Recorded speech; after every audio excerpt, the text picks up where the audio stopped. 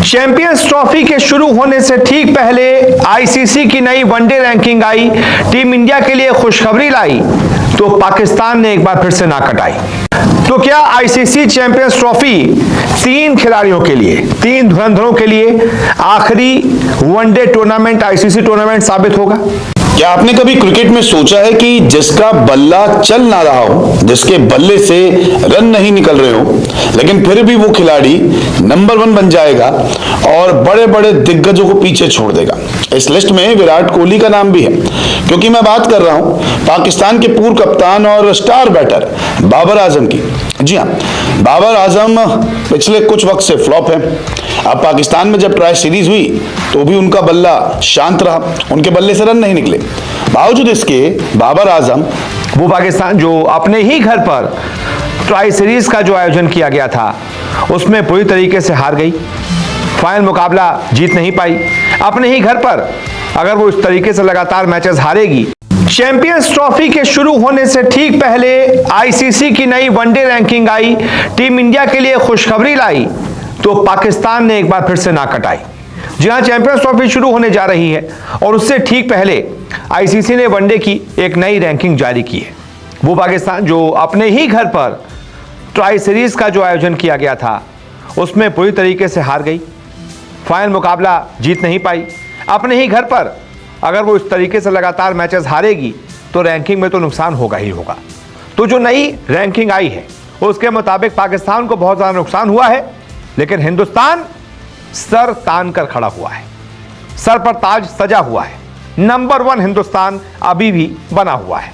तो ICC champions trophy 2025 का आगाज होने में कुछ ही दिन बचे हैं और उससे पहले आईसीसी की तरफ से जारी की गई ताज़ा वनडे रैंकिंग में टूर्नामेंट की मेजबानी करने वाली पाकिस्तान टीम को तगड़ा नुकसान हुआ है। चैंपियंस ट्रॉफी से पहले पाकिस्तान की टीम अपने घर पर न्यूजीलैंड और साउथ अफ्रीका के साथ ट्राई सीरीज खेल रही थी, जिसके फाइनल मुकाबले में उन्हें कीवी टीम ने 5 विकेट से हरा दिया, जिसके चलते पाकिस्तान टीम को वनडे टीम रैंकिंग में बहुत तगड़ा नुकसान देखने को मिला है। इससे पहले आईसीसी की तरफ से जारी की गई टीम रैंकिंग में पाकिस्तान की टीम भारत के बाद दूसरे नंबर पर थी, लेकिन अब वो एक स्थान नीचे खिसक कर तीसरे नंबर पर लुढ़क गई है। पाकिस्तान की टीम जो पहले वनडे टीम रैंकिंग में दूसरे नंबर पर थी, उसे फाइनल मैच में मिली न्यूजीलैंड के खिलाफ हार के बाद एक स्थान का नुकसान उठाना पड़ा है और अब वो 107 रेटिंग पॉइंट के साथ तीसरे नंबर पर खिसक गई है।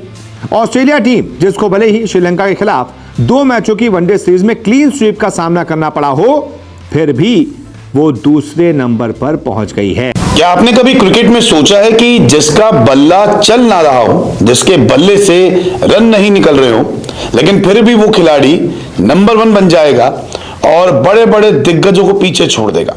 इस लिस्ट में विराट कोहली का नाम भी है, क्योंकि मैं बात कर रहा हूं पाकिस्तान के पूर्व कप्तान और स्टार बैटर बाबर आजम की। जी हाँ, बाबर आजम पिछले कुछ वक्त से फ्लॉप है। अब पाकिस्तान में जब ट्राई सीरीज हुई तो भी उनका बल्ला शांत रहा, उनके बल्ले से रन नहीं निकले। बावजूद इसके बाबर आजम नंबर 1 बैटर बन गए हैं। साथ ही साथ विराट कोहली जैसे दिग्गज खिलाड़ियों को उन्होंने पीछे छोड़ दिया है। इस लिस्ट में विराट नहीं बल्कि और भी कई सारे बड़े नाम शामिल हैं। दरअसल फ्लॉप बाबर आजम के नाम अब एक वर्ल्ड रिकॉर्ड हो चुका है और इस वर्ल्ड रिकॉर्ड को तोड़ने में उन्हें ज्यादा वक्त नहीं लगा। विराट कोहली का 10 साल पुराना रिकॉर्ड जो 10 साल से उन्होंने बनाए रखा था वो तोड़ दिया। दरअसल अब बाबर आजम वनडे क्रिकेट में नंबर 1 खिलाड़ी बन चुके हैं, जिन्होंने सबसे तेज ओडीआई क्रिकेट में 6000 रन पूरे किए। विराट कोहली का 10 साल पुराना रिकॉर्ड तोड़ दिया है, वहीं हाशिम आमला के रिकॉर्ड की उन्होंने बराबरी कर ली।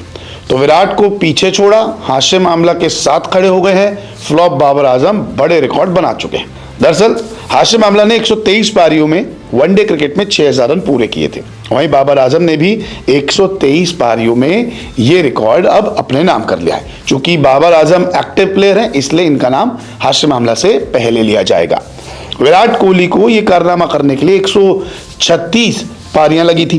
केन विलियमसन ने 139 और डेविड वार्नर के नाम भी 139 पारियां हैं, जब उन्होंने अपने वनडे करियर में 6000 रन पूरे किए थे। अब देखिए, गजब की बात यह है, बाबर आजम को ओपनिंग भी करवा दी क्योंकि सैम अयूब नहीं है, क्योंकि वो चोटिल हैं, ओपनिंग में भी फ्लॉप रहे। अब पाकिस्तान के कई सारे पूर्व क्रिकेटर कह रहे हैं कि आप ओपनिंग क्यों करा रहे हैं, आप नंबर 3-4 पे खिलवाइए। और ये जो चीज़ें हैं बाबर आजम के साथ अभी से नहीं, पहले से। जब वो T20 में ओपनिंग करने लगे तब पूर्व क्रिकेटर्स कहते थे आप नीचे खेलिए, विराट कोहली से सीखिए, एंकर रोल प्ले कीजिए। अब जब इनके पास ऑप्शन नहीं बचा तो बाबर आजम को ये ऊपर ले आए। अब ये ओपनिंग कर रहे हैं तो इनका बल्ला यहाँ भी शांत है, क्योंकि कंप्लेंट बहुत होती है कि नीचे जाके रन नहीं बनते, ऊपर जाके रन बनते हैं। तो आपको तो ओपनिंग करवा दी, यहाँ पे भी रन नहीं बनाए। पूरी सीरीज में हाल इतना बेहाल है कि रनों के लिए तरसते हुए दिखे थे बाबर आजम, और चैंपियंस ट्रॉफी से पहले पाकिस्तान के लिए बुरी खबर है। तो क्या आईसीसी चैंपियंस ट्रॉफी 3 खिलाड़ियों के लिए, 3 धुरंधरों के लिए आखिरी वनडे टूर्नामेंट, आईसीसी टूर्नामेंट साबित होगा? क्या इसके बाद हमारे 3 बहुत बड़े धुरंधर हमेशा हमेशा के लिए टीम से अलविदा कह दिए जाएंगे? यह सवाल इसलिए क्योंकि जो हालिया खबरें सामने आई हैं उनके मुताबिक अगर चैंपियंस ट्रॉफी में टीम इंडिया की हार होती है तो 3 खिलाड़ियों को टाटा बाय बाय किया जा सकता है। हम ये नहीं कह रहे कर दिया जाएगा, किया जा सकता है, इसकी संभावनाएं ज्यादा है। और उससे भी बड़ी बात कि हम ये नहीं कह रहे हैं, ये खबर हमारी नहीं है, हम ये दावा नहीं कर रहे हैं कि 3 खिलाड़ियों का ये आखिरी टूर्नामेंट साबित हो सकता है, बल्कि ये दावा टीम इंडिया के ही पूर्व खिलाड़ी और मौजूदा कमेंटेटर आकाश चोपड़ा का है।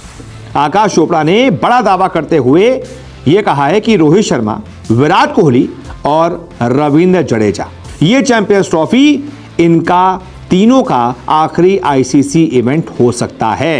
ये तीनों जो खिलाड़ी हैं, रोहित, विराट और जडेजा, इन तीनों ने ही T20 इंटरनेशनल क्रिकेट से रिटायरमेंट लिया हुआ है। ऐसे में 19 फरवरी से शुरू हो रही चैंपियंस ट्रॉफी इन तीनों दिग्गजों के लिए आखिरी आईसीसी टूर्नामेंट साबित हो सकता है, क्योंकि इसके बाद जो अगला आईसीसी इवेंट है वो ठीक 2 साल बाद है। 2 साल का गैप है। ऐसे में आकाश का मानना है कि बस ये आखिरी टूर्नामेंट इन तीनों का होगा। पाकिस्तान और दुबई में खेले जाने वाले इस चैंपियंस ट्रॉफी टूर्नामेंट में टीम इंडिया ग्रुप ए में है। बांग्लादेश, पाकिस्तान, न्यूजीलैंड के साथ इंडिया को रखा गया है। 20 फरवरी को दुबई में बांग्लादेश के खिलाफ टीम इंडिया को अपना पहला मुकाबला खेलना है। इस पर आकाश चोपड़ा कहते हैं, मैं भारी मन से कह रहा हूं कि आप सही कह रहे हैं, इसकी प्रबल संभावना है। चैंपियंस ट्रॉफी होने वाली है और इसके बाद इस साल एक और आईसीसी इवेंट होगा जो WTC फाइनल है, और हम वहां पहुंचे नहीं हैं। इसलिए विराट कोहली, रोहित शर्मा और रविंद्र जडेजा में से कोई भी उसमें नहीं खेलेगा। फिर इसके बाद आकाश चोपड़ा यहीं नहीं रुके, इसके आगे वो कहते हैं उसके बाद अगले साल आईसीसी इवेंट T20 विश्व कप है, लेकिन तीनों ने उस प्रारूप से संन्यास ले लिया है, इसलिए तीनों वहां भी नहीं खेलेंगे। वहीं वनडे विश्व कप 2027 में होगा, जो बहुत दूर है। 2027 तक दुनिया बहुत अलग दिखेगी। मुझे लगता है कि खिलाड़ियों को भी लगता है कि ये उनका आखिरी आईसीसी इवेंट हो सकता है। आपको बता दें, कोहली, विराट और जडेजा, इन्होंने T20 वर्ल्ड कप जीतने के बाद रिटायरमेंट की घोषणा कर दी थी कि हम T20 फॉर्मेट नहीं खेलेंगे। ऐसे में 2 फॉर्मेट में खेलना और फिटनेस एक समस्या होना भी इन खिलाड़ियों के लिए आगे खेलने में बाधा बन सकती है।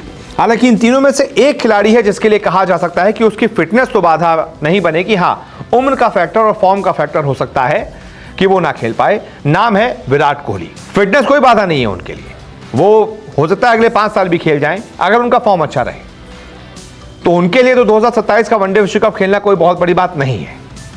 लेकिन अगर वनडे में उनका फॉर्म अच्छा रहता है, जो कि हालिया इंग्लैंड सीरीज में तो नहीं दिखा, अगर ऐसा खराब फॉर्म रहेगा तो फिर विराट कोहली को भी टाटा बाय बाय करना पड़ेगा टीम को, क्योंकि वर्ल्ड कप 2 साल दूर है। 2027 के वर्ल्ड कप की हमें अगर तैयारी करनी है तो 2026 से मुझे लगता है कि तैयारी शुरू हो जाएगी। तो एक नई टीम, एक तगड़ी टीम बनानी पड़ेगी, और अगर विराट का फॉर्म अच्छा नहीं है तो कोई चांस नहीं है कि वो भी जगह बना पाएंगे। तो ये इस वजह से ये 3 ऐसे खिलाड़ी हैं जो आखिरी बार कोई आईसीसी इवेंट खेल रहे हैं, ये आप लिख कर ले लीजिए। बाकी आप इस बारे में क्या सोचते हैं बताइएगा। इस वीडियो को देखने के लिए बहुत बहुत शुक्रिया। नाजरीन, जैसा कि आपने इस वीडियो में देखा, पाकिस्तान की शिकस्त पर भारतीय मीडिया का रद्द-ए-अमल किसी तूफान से कम नहीं था। कहीं खुशी की लहरें थी और कहीं तंजिया तबसरे और कहीं हद से ज्यादा तनकीद। हकीकत यह है कि खेल में जीत और हार ये क्रिकेट का हिस्सा है, लेकिन जिस तरह हर शिकस्त पर पाकिस्तान को शदीद तनकीद का निशाना बनाया जा रहा है, क्या ये मुनासिब है? क्या भारतीय मीडिया का ये रोया खेल की रूह के मुताबिक है? आप अपनी राय कमेंट बॉक्स में जरूर दें। अगर इस तरह की मजीद हकीकत पर मबनी वीडियोस देखना पसंद करते हैं तो चैनल को सब्सक्राइब और लाइक करें।